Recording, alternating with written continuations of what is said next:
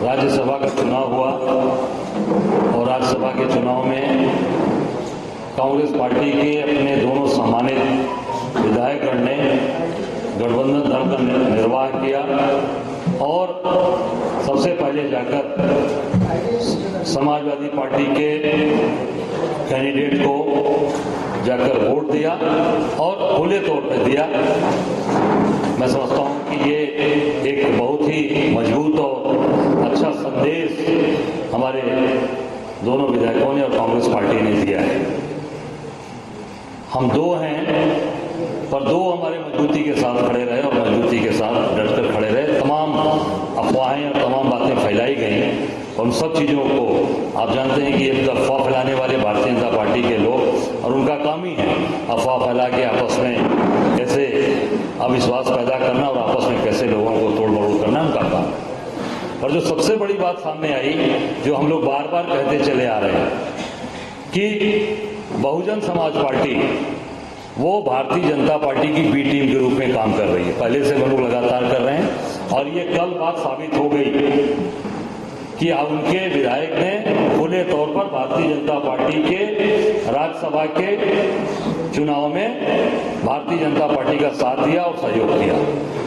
ये साबित हो गया, प्रमाणित हो गया कि ये भारतीय जनता पार्टी की B team Bahujan Samaj party है। बहुजन समाज पार्टी के लोग जो नेता हैं उनके साथ पूरी तरीके से उनका साठ-गांठ है, उनके साथ खड़े हैं। अब ये कहने की जरूरत आवश्यकता नहीं, ये प्रमाण है, प्रमाण के साथ सारी चीजें सामने हैं।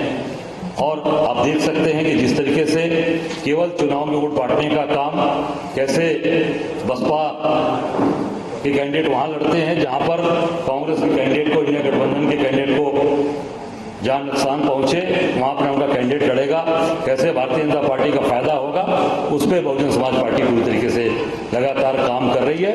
और कल ये प्रमाणित हो गया कि उनके द्वारा पूरा सहयोग करके साबित कर दिया गया।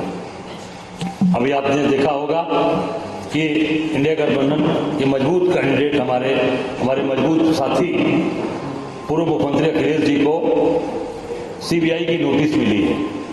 अभी तक नहीं पूछा गया है, अभी तक कोई नोटिस नहीं आई। जब मजबूती से इंडिया गठबंधन का यहाँ पर सारे तय हो गए, सारी सीटें तय हो गई, अनाउंस हो गया, तो अब उनको नोटिस देकर प्रताड़ित किया जा रहा है, प्रताड़ना की कार्रवाई की जा रही है। इसी तरीके से पूरे देश में हर प्रदेशों में जो आप तोड़ फोड़ करने का काम, राज्यसभा में वोट क्रॉस कराने का काम, इसी प्रकार से भारतीय जनता पार्टी या भारतीय जनता पार्टी के लोगों ने कहीं सीबीआई का दुरुपयोग किया, कहीं ईडी का दुरुपयोग किया और कहीं इनकम टैक्स और जितनी भी इनकी एजेंसी है उसका दुरुपयोग करके लोगों को प्रताड़ित करने का, तोड़ने का काम किया है। और निश्चित तौर से ये जनता देख रही है, जनता इसका जवाब आने वाले 2024 में देने जा रही है। अभी आपने देखा कि यहाँ पूरी तरीके से जब से योगी सरकार चल रही है, पेपर लीक का पूरी लीक वाली सरकार बन गई है। अभी 48 लाख हमारे नौजवान साथियों ने एग्जाम दिया, आप उसमें आप देख सकते हैं कि इसमें पूरी तरीके से 400 रुपए पर फार्म, 400 रुपए पर फार्म आप जोड़ सकते हैं। 48 लाख में कितना हुआ? मुझे लगता है सर 200 करोड़ के ऊपर का ये घोटाला हुआ है। केवल अब पैसे आ गए सरकार के फंड में, अब चुनाव में उसका उपयोग करेंगे, चुनाव कराएंगे।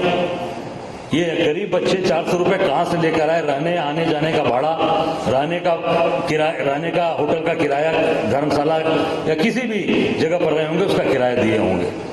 आज ये बच्चे, गरीब बच्चे कहां से ला पाएंगे? उनका भविष्य अंधकार में है।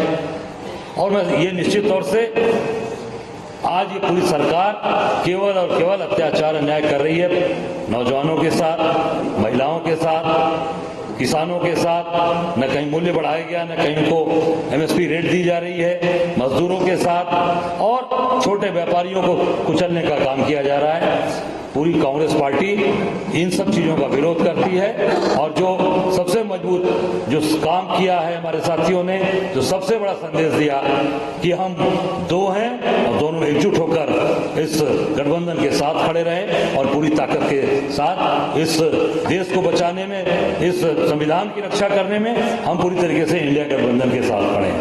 धन्यवाद।